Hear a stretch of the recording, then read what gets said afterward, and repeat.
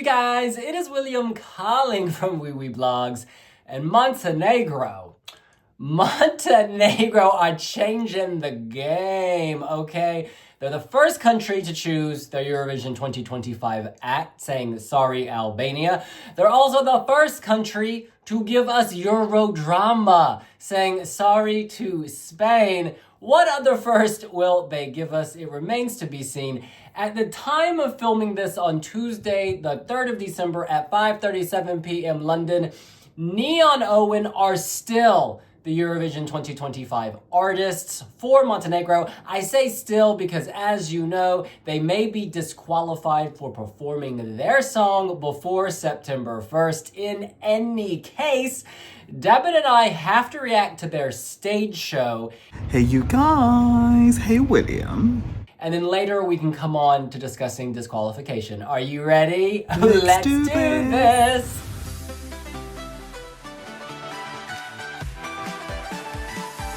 All right, just before we watch, I want to flag that we have an interview with the band on the Blogs YouTube channel, and they explained what their staging means. This song, Clickbait, is all about how we no longer control technology, technology controls us. The song is the story of a man who wakes up and the first thing he does is scroll. He's already scrolling. He's already on the internet. And on the stage show, you see the everyday man, the blacksmith in the back, the person repairing cars or making cars in the front. And then you have the lead singer who is a troll. He is a troll taking other people down. That comes through in the lyrics. Clickbait, addicted to the hate. It's never too late. So those are the characters. That's what's happening. All right. Hitting play. Oh, it's a spinning wheel. Dizzying with that spinning wheel.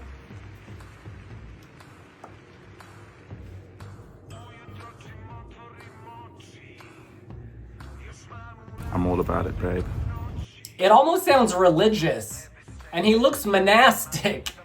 Marco's got that voice that works really well with a vocoder. Very masculine. Milan is beating that hammer. Oh, so much testosterone on stage. I'm all about it. Building a car in the front. Hey, Ilya.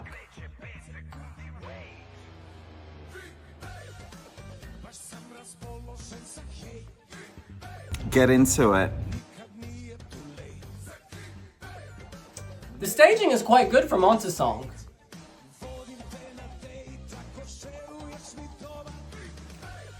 This lead singer has charisma. Clickbait. He commands the stage. Clickbait. There's like a dirty vibe. You want to know more? He's been dragged through the dirt, and he's dragged people through the dirt. Milan Vujovic, I see you. Emojis making it global. I need to see more of the sparks. I'm ready.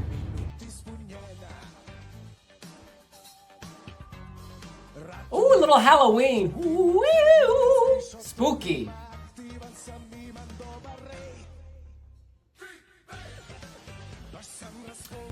Oh yeah. It does need to be more dynamic. Why is Philip hiding in the corner? I like the headlines. It's just we can't...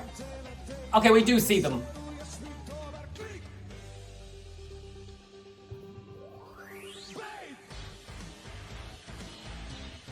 Lights go out. Good use of flames. Fuego.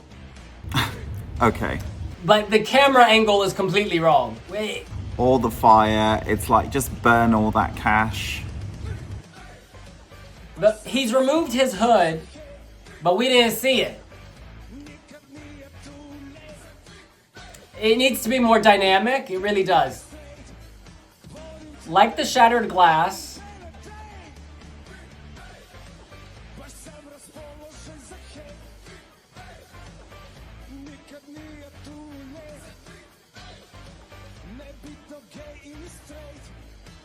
Gay or straight, universality of clickbait.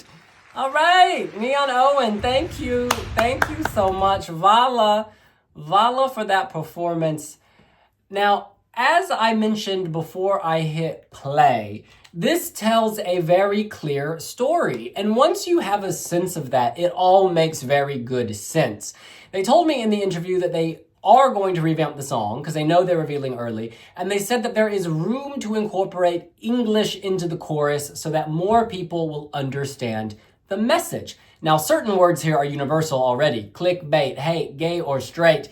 These types of words. And they said, people get those words. We get no translation needed. But adding some English to the chorus could help. I think in the revamp, what they need to do is make it more dynamic, because when we hear the first chorus, we've sort of heard it all. So even the chorus could get bigger. The bridge needs to be bigger. There is a history of rock songs getting revamped. Nina Sablotti, she turned it up and turned it out for Georgia with her revamp and her staging. Now, this needs bigger highs, higher highs, and lower lows. That's the main advice, and I think they get that. I think they'll have more time to work on it and give us that dynamic appeal. They talk about it in our interview on the WeWeBlogs YouTube channel, but this was the first Montesong. This was a new project, and that kind of shows in the camera angles and the lighting. I think the stage is too dark. It's good that this is dark, but there also needs to be light so you can see what's happening, and at times I just really struggled to see. So you lost a lot of the texture, and there is texture there. You have someone making something on a machine. Is he making cars or sparks? You do see flames, and yet still the dominant color was black. So a little bit of light will go a long way. I also think that there is some type of dramatic reveal when the hood is removed, but we didn't see it. And that would have added something quite nice. They can make this bigger and better in Basel. All those problems will disappear. Okay, there is a lot to unpack here, and I've got to be measured in my analysis, or certainly in terms of how I project, because I'm at Vienna International Flughafen, and there's a whole universe happening all around me. Yes, I found that quiet spot, and we are gonna have that conversation. So let me just start with the wardrobe and the look. So it is very headline, it's very headline grabbing. There is some fear mongering going on here, undertones of it, with the really scary eye makeup and the hood and the whole kind of sort of slightly confrontational visuals, but there is still a whimsical tone to this. And this is more about the fear of missing out, right? So those visuals really appeal to the emotion of the need to know, like what is happening, OMG, WTF, what is going on. This was clearly my favorite entry in Montenegro, and I think that there's a lot of hope riding on this. It is the first entry, so we haven't heard what other entries sound like, but let's just cast our minds to previous years and sandwich this entry in there. With elevated visuals, I can see this comfortably advancing into the grand final of the Eurovision Song Contest. This is not an entry to be ashamed of. As it stands now, I don't think this would make the final. No, it's just too repetitive, too loopy. However, it has great potential with a musical revamp, more dynamism, more hard-hitting production, and the visual revamp, which will come naturally in Basel. It could really stand out, because quite frankly, in Montesong, there were a lot of ballads, including the incredible Nina, but this stood out because it was so rough and ready. It was a completely different texture, and that's what's going to help them in Basel as well. Because I really doubt there's going to be a song like this. This has a vintage quality. I'm not saying dated. It definitely harks back to something from a few decades ago, but in a positive way.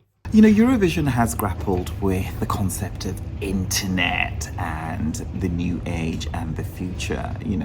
Rockefeller Street from Estonia was about peering into the future. The Social Network song, Valentina Monetta from San Marino, is about finding love online. And Clickbait is about just grabbing attention, just courting that sort of public presence and maintaining it through sensation, sensation journalism, yellow journalism. So it comes from that family. But what I like about this is that, Montenegro is being quite daring, actually, talking about clickbait, because, Montenegro, what was the best result they've had? 13th at the Eurovision Grand Final by Knez, which, funnily enough, even at Junior Eurovision, 13th has been their peak. And now they're clickbaiting you to push into possibly the top 10. This is a very ambitious entry. And there's something quite fresh about this, and there's something irresistibly catchy about it. Even if you don't understand the Montenegrin that has been sung along it, the clickbait, clickbait, clickbait, you're not going to forget that. Clickbaiting is about driving engagement, and I feel like NeonoeN, even the name has got you thinking, it's got Montenegro in our minds, and, it's got Doki-Doo quacking. Quack, quack, quack, quack, quack. Okay, Suzanne's better at that. But yeah, I liked this at the national selection. It was my favorite. And I think it's a really respectable Eurovision entry. Definitely.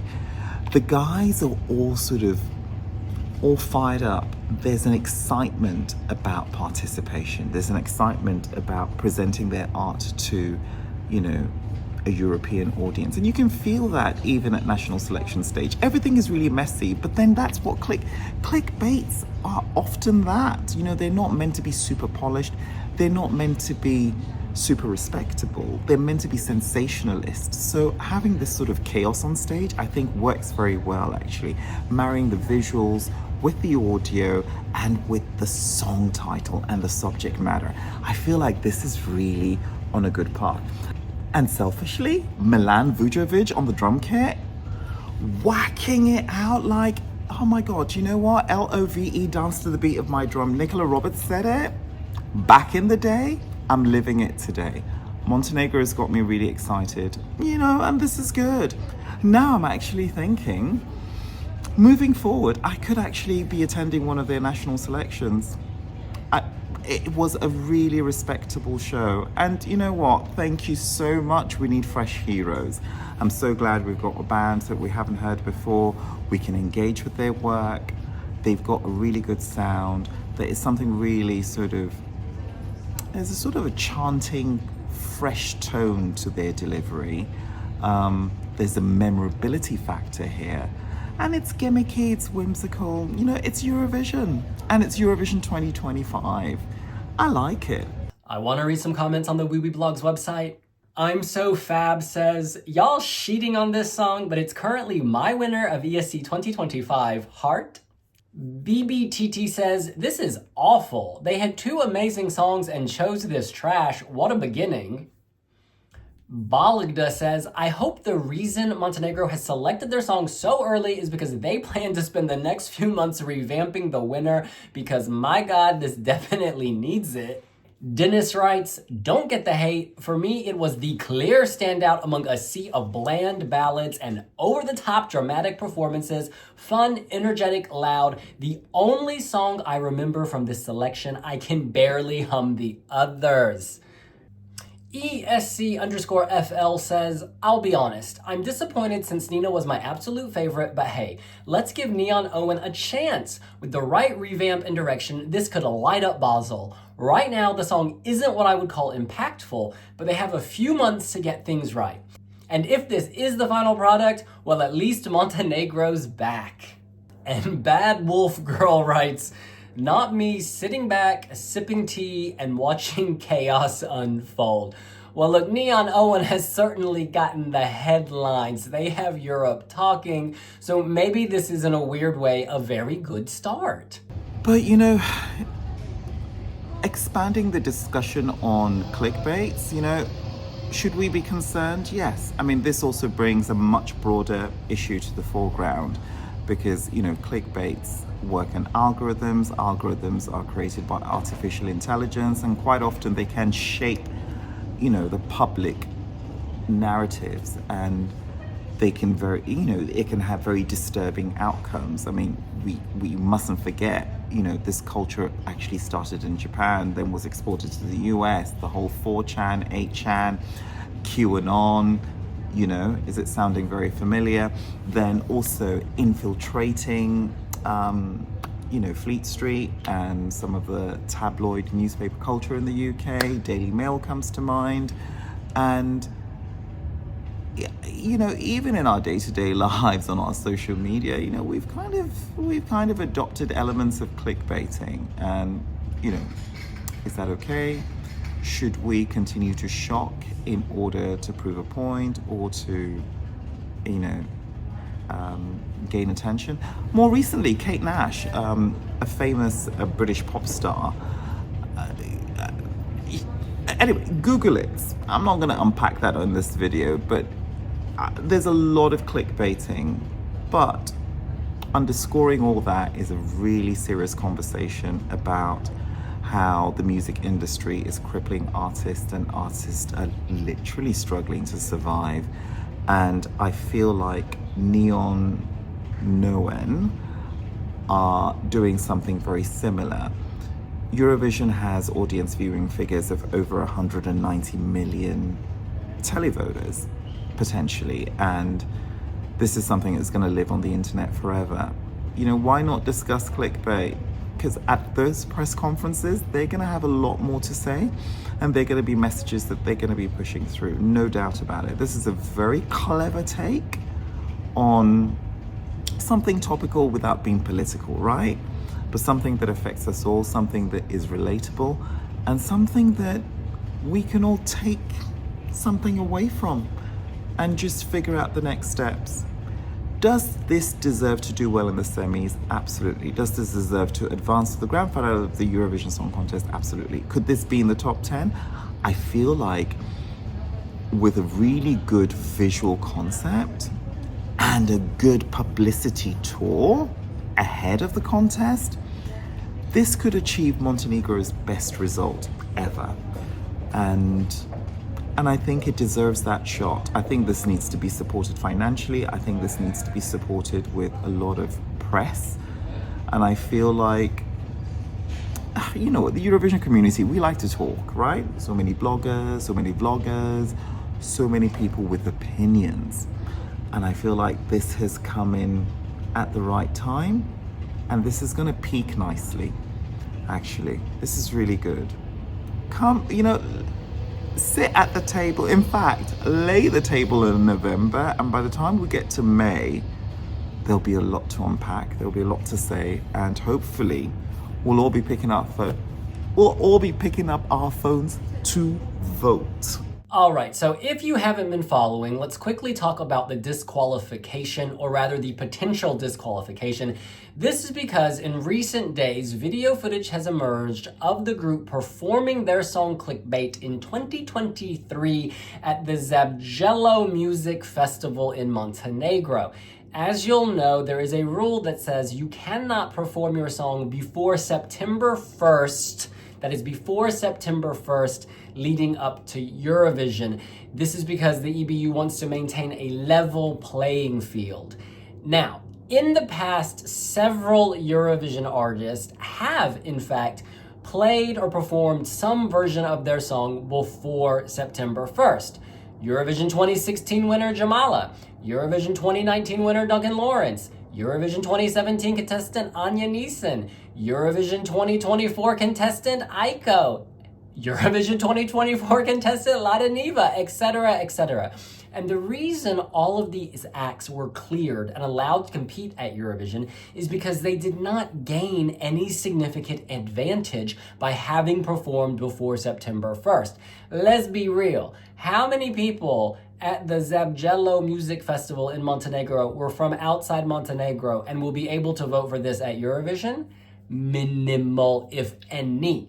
Now, there is an argument to be made that maybe this would have impacted the domestic result, right? Because there were only, a few thousand televotes in the entire competition. So you could argue that it was a factor in that.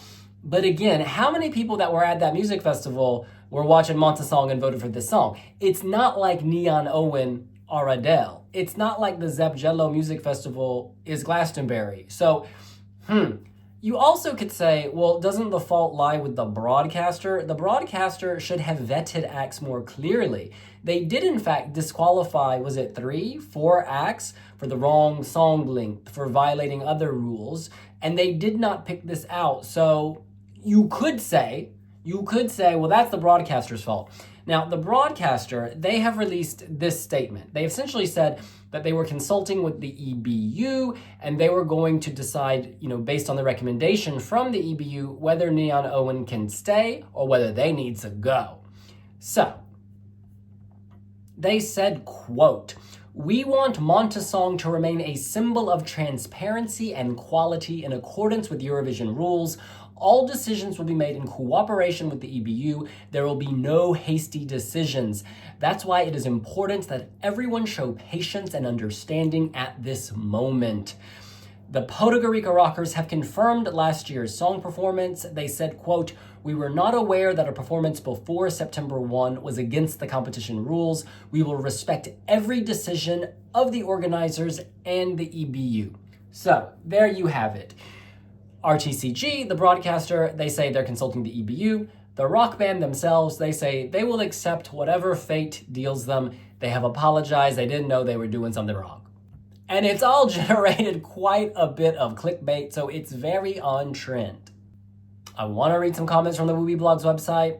ESC_FL says, quote, "Probably nothing's going to happen, but this is still hilarious that we only have one entry and already have Eurodrama. I love this contest." Stig Carlson Fan Club says, "In theory, they should absolutely be disqualified. The rules of Eurovision on this matter are very clear.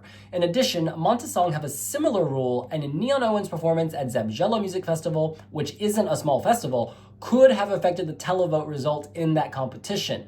In most likelihood, Montesong will be stricter with the rule as many national finals have been. In regards to other recent examples like Jamala and Denmark's 2023 representative, it really shows the EBU's hypocrisy, as of late they cannot even follow their own rules." Now listen, here's one thought. Maybe NeonoeN's revamp will be so significant, maybe the lyrical changes will be so deep, that it will be unrecognizable from the song performed on September 1. You remember Go A with Shum? They had to rewrite the song because the lyrical content matched another work that was not theirs. And they ended up doing real well. So hey, sometimes having to adjust because of the rules can be a great thing. And this continues with Stig Carlson Fan Club's post. There are several options now. I think the best would be to have NeonoeN rewrite the song or revamp it significantly. Of course, many will be secretly wishing they as a group are removed. I'm sure some people will have their fingers crossed that second place Nina will go forward. It would be hilarious if that is how she gets to go to Eurovision. Hey, love Nina. Love Nina. This is ultimately an issue of governance, and RTCG, based on their statement, they're saying they want their competition to be transparent, they want it to have a reputation, so they're weighing issues beyond the music.